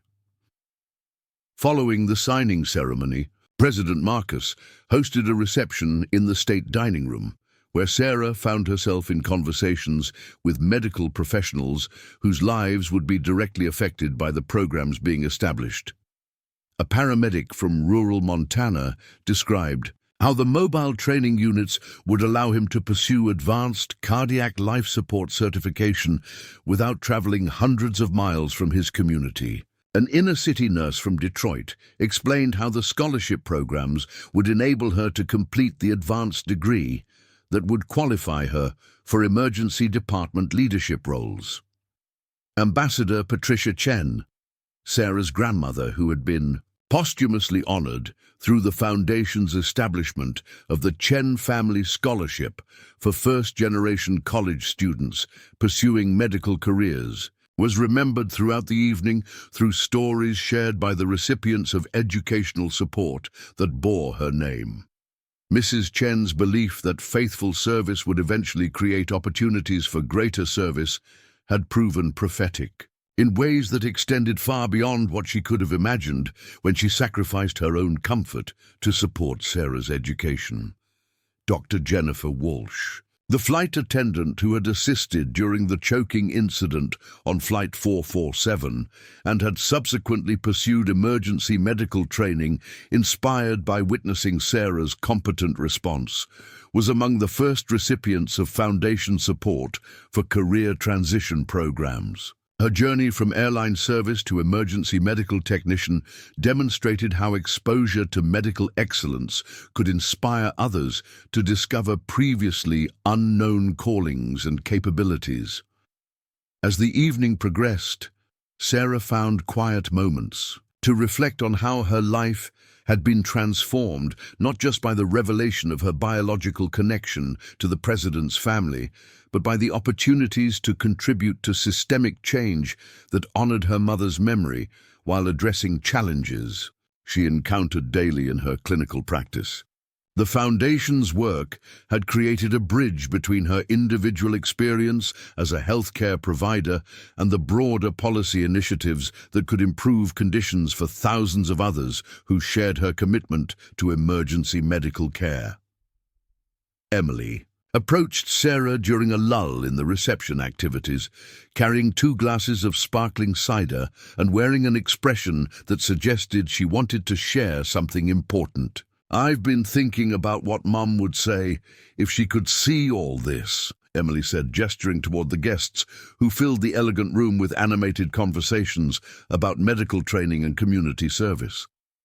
"I think she would be amazed that her decision to place you for adoption led to you finding your way back to our family and creating all these opportunities for other people." Sarah accepted the cider and considered Emily's observation, recognizing the profound truth in her half-sister's understanding of how individual choices could create consequences that extended far beyond what anyone could anticipate. Margaret's decision to place her daughter for adoption had been motivated by love and the recognition that she couldn't provide the stability that a child deserved, but it had also initiated a chain of events that would eventually lead to policy changes, benefiting thousands of healthcare workers and the communities they served. "I think she would be proud that we found each other and figured out how to honor her memory through work that makes a difference," Sarah replied, raising her glass in a quiet toast to the woman whose influence continued to shape their decisions and priorities. "And I think she would be especially proud of you for being strong enough to welcome me into your family and wise enough to understand that love doesn't diminish when it's shared with more people." President Marcus joined them as the reception was winding down, his expression reflecting the complex mixture of satisfaction and ongoing grief that characterized someone who had found ways to honor his late wife's memory while acknowledging that nothing could replace her physical presence. The foundation and the legislation represented significant achievements, but they also served as reminders of the partnership he had lost, and the mother, Emily, would never have the opportunity to know as an adult. "I have something for both of you," he said, producing a small wooden box that Sarah recognized as the container where Margaret's personal jewelry had been stored. "These were your mother's," he said to Emily, then turned to Sarah and continued, "and your birth mother's." She left specific instructions about how her jewelry should be distributed if anything happened to her, and she mentioned that if her first daughter was ever found, she should receive the necklace that Margaret was wearing the day Emily was born. Emily opened the box to reveal a simple gold chain with a small pendant shaped like a stethoscope, engraved with the words, "Listen with your heart." The piece of jewelry was elegant but modest, reflecting Margaret's practical approach to personal possessions, and her belief that true value came from service rather than material accumulation. Sarah felt tears beginning to form as she realized she was receiving a tangible connection to the woman whose genetic inheritance had shaped her life, but whose personal presence had been absent from every significant moment of her development. As Sarah fastened the necklace around her neck, she felt a sense of completion that went beyond the satisfaction of policy achievement or family reunion. The woman who had given her life placed her for adoption out of love and continued to wonder about her welfare until her own death had somehow orchestrated a series of events that brought her daughter back into the family she had created, while providing opportunities to honor the values that had motivated every important decision of Margaret's adult life. The evening concluded with President Marcus, Emily and Sarah standing together on the Truman balcony, looking out over the South Lawn, where the lights of Washington illuminated a city that represented both the complexity of democratic governance and the possibility that individual excellence could influence systemic change. The airplane incident that had initiated their connection seemed like a distant memory, but its consequences continued to unfold in ways that honored the best impulses of human nature while creating practical improvements in the lives of people, whose daily work embodied the same values that had brought them together. Sarah's journey from emergency department nurse to presidential family member and foundation director had required adjustments and sacrifices that continued to challenge her understanding of her own potential and responsibilities. But the opportunity to honor Margaret's legacy while contributing to healthcare policy and developing authentic relationships with Emily and President Marcus felt like the natural fulfillment of a story that had begun with love, separation, and the persistent hope that some connections transcend death to create new possibilities for service, family, and the quiet heroism that emerges when ordinary people respond to extraordinary circumstances with competence, courage, and compassion.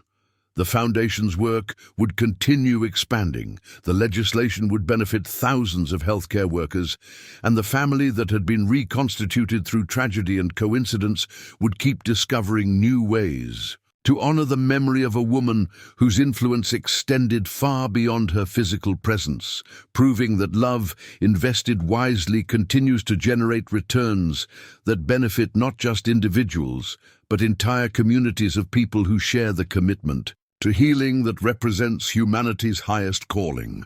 1 year later, Sarah stood before a packed auditorium at Johns Hopkins Medical School, delivering the inaugural Margaret Elizabeth Marcus Memorial Lecture to an audience of medical students, practicing physicians, and healthcare policy experts who had gathered to hear about the extraordinary journey that had transformed emergency medical training across the nation. The lecture series, established through the Foundation's partnership with leading medical institutions, represented the kind of educational initiative that Margaret had always envisioned but never lived to see implemented. The auditorium buzzed with the energy of people who understood they were witnessing something unprecedented in the intersection of personal story and public policy. Sarah's journey from airplane passenger to presidential family member had been documented extensively in medical journals and policy publications. But this was her first comprehensive presentation about the lessons learned from implementing nationwide emergency medical training programs based on real-world clinical experience rather than theoretical frameworks. "When I knelt beside that choking child on Flight 447, Sarah began, her voice carrying the quiet confidence that had developed through months of public speaking and policy consultation, I had no idea that the man watching from business class would become my father-in-law, or that the woman whose memory guided my instincts that day would turn out to be my biological mother. But the most remarkable discovery wasn't about family connections. It was about how individual excellence, when properly supported and systematized, can create ripple effects that transform entire communities. Emily Marcus, now 18 and beginning her freshman year at Harvard, with plans to study both medicine and public policy, sat in the front row alongside President Marcus, whose presence at medical conferences had become surprisingly common as he developed a deeper understanding of healthcare challenges through Sarah's insights and the Foundation's work. The sight of the President of the United States taking notes during a medical education lecture had initially caused considerable excitement, but healthcare professionals had gradually become accustomed to his genuine engagement with clinical issues that affected their daily practice. Dr. Rebecca Martinez, who had been promoted to Chief of Emergency Medicine at Georgetown University Hospital, partly based on her involvement with the Foundation's training programs, served as the moderator for the evening's presentation. Her introduction had emphasized how Sarah's journey demonstrated the importance of recognizing and developing excellence wherever it appeared, regardless of the institutional credentials or social connections that typically determined who received opportunities for leadership and influence. The lecture hall's sophisticated audio-visual system displayed real-time statistics about the Foundation's impact during its first year of operation. Emergency medical training centers had been established in 43 states, providing advanced certification opportunities to over 8,000 healthcare workers who previously lacked access to continuing education.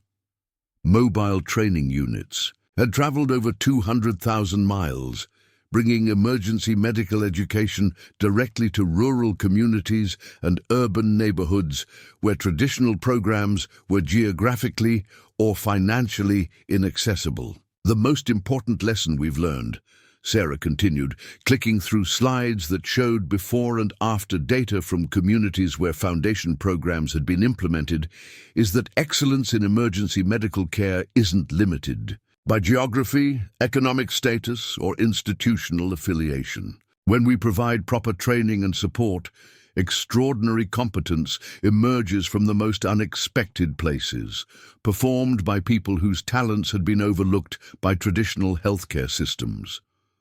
The audience included Dr. Jennifer Walsh, the former flight attendant whose career transition to emergency medical technician had been supported by Foundation scholarships, and who now served as a regional coordinator for mobile training programs. Her transformation from airline service to emergency medical leadership demonstrated how exposure to medical excellence could inspire dramatic career changes that benefited entire communities through improved emergency response capabilities.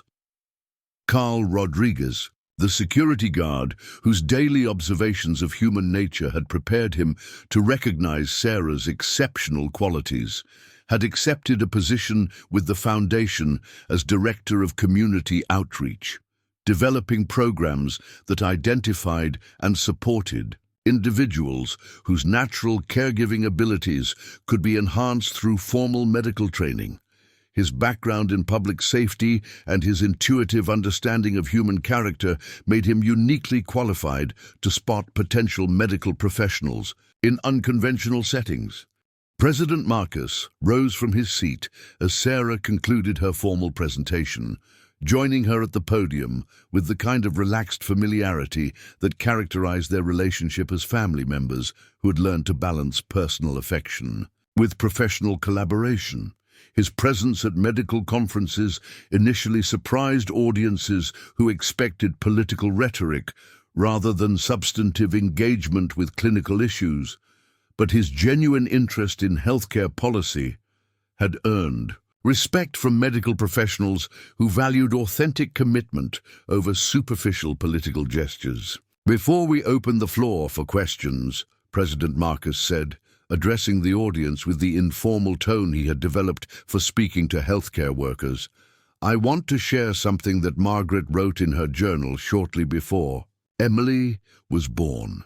She said that the greatest medical advances wouldn't come from new technology or pharmaceutical innovations, but from recognizing and supporting the human excellence that already existed in communities across the country, waiting to be discovered and properly trained." The question and answer session that followed revealed the depth of interest in replicating the Foundation's model in other specialties and geographic regions. Medical school deans inquired about developing similar programs for primary care and mental health services. Rural hospital administrators asked about adapting mobile training concepts for areas with critical shortages of specialized medical personnel. International healthcare organizations expressed interest in implementing comparable initiatives in developing countries where emergency medical capabilities were severely limited. Sarah's responses demonstrated the sophisticated understanding of healthcare policy and implementation challenges that she had developed through her unique position bridging clinical practice and government administration. Her answers reflected both practical knowledge gained through direct patient care and strategic thinking developed through months of working with policy experts and foundation administrators to scale successful programs across diverse geographic and demographic contexts.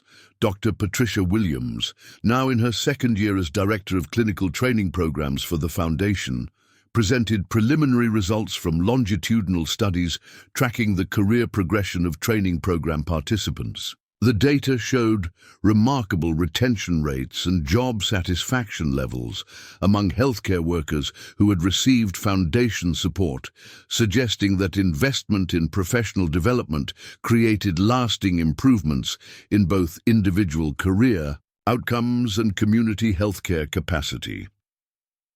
As the evening progressed, Sarah found herself fielding questions about the personal aspects of her journey. Inquiries about how discovering her biological family had affected her professional identity and her approach to patient care. Her responses revealed the complex emotions involved in learning that her natural medical instincts had been inherited from a mother she had never consciously known, and how that recognition had deepened her sense of responsibility for honoring Margaret's legacy through excellence in both clinical practice and policy development. Emily's presence in the audience represented another dimension of the Foundation's impact, as her decision to pursue combined medical and policy studies had been directly influenced by watching Sarah integrate clinical excellence with systematic change. The teenagers' questions during the discussion period demonstrated sophisticated understanding of healthcare challenges and policy solutions that reflected both inherited intelligence and the educational opportunities created by her family's unique circumstances.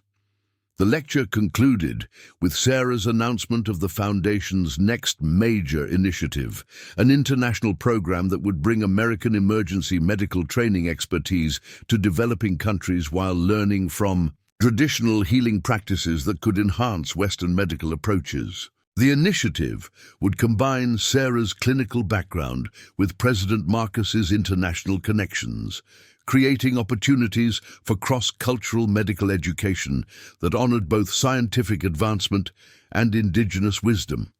As the audience filed out of the auditorium, many stopping to speak personally with Sarah about their own experiences in emergency medicine or their interest in foundation programs, the impact of that moment on Flight 447 continued to expand in ways that none of the original participants could have anticipated.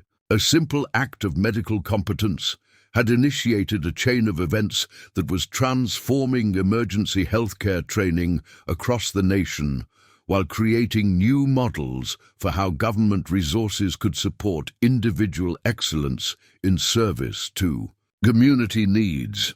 The drive back to Washington that evening gave Sarah, Emily, and President Marcus an opportunity to reflect on how their reconstituted family had learned to balance public responsibilities with private relationships, maintaining authentic personal connections, while serving as examples of how tragedy could be transformed into opportunities for service that honored the memory of someone whose influence extended far beyond her physical presence. "I think Mom would be amazed by all this," Emily said, as they passed landmarks that had become familiar during their frequent travels between Washington and medical conferences across the country. "Not just the foundation and the legislation, but how we've become a family that works together to help other people. I think she would say this is exactly what she hoped would happen when she made all those difficult decisions about adoption and career, and trying to balance serving others with taking care of her own family."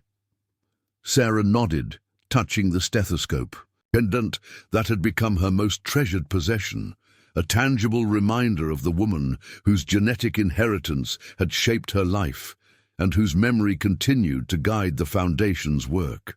The jewelry served as a daily reminder that excellence in medical care required both technical competence and the kind of intuitive compassion that couldn't be taught in classrooms, but had to be cultivated through authentic commitment to seeing and responding to human suffering. As their convoy approached the White House, where Sarah now maintained a small apartment in the residence quarters that allowed her to balance her clinical work at Georgetown with her foundation responsibilities, and her role as Emily's mentor and big sister, she reflected on how profoundly her life had been changed by a single decision to help a choking child. The airplane incident had revealed connections and opportunities that seemed orchestrated by forces beyond individual choice, creating a story that demonstrated how authentic service to others could generate consequences that extended far beyond what anyone could anticipate or control.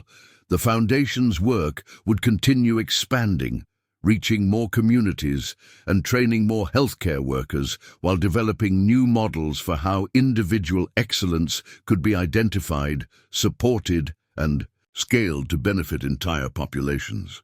The legislation that bore Margaret's name would create lasting improvements in emergency medical training accessibility, ensuring that geographic and economic barriers wouldn't prevent capable people from developing their full potential as healthcare providers.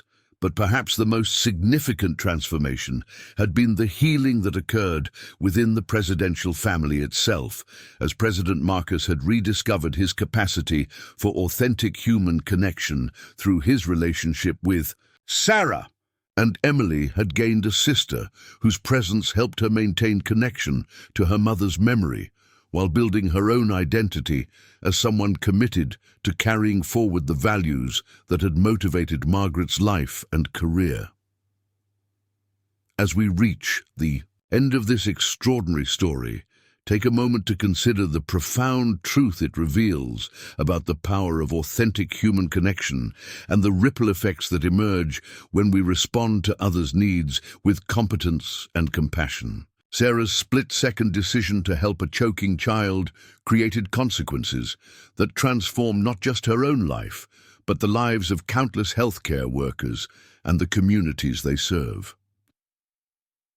This story reminds us that heroism often appears in quiet moments when we think nobody important is watching, but that excellence and kindness never go unnoticed by the people who matter most. Sometimes the most powerful connections are forged through service to others, and sometimes the families we're meant to find come to us through our commitment to being the kind of people who step forward when others need help. If this story touched your heart and reminded you of the extraordinary potential that exists within ordinary moments of human kindness, please take a moment to like this video and subscribe to our channel. Share this story with someone who needs to be reminded that their daily acts of service and compassion have the power to change the world in ways they may never fully understand.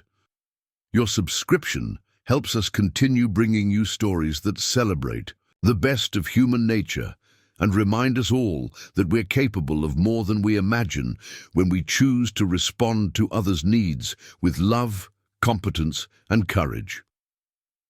Until next time, look for the opportunities to be the hero in someone else's story, because you never know who might be watching or how far the ripples of your kindness might spread.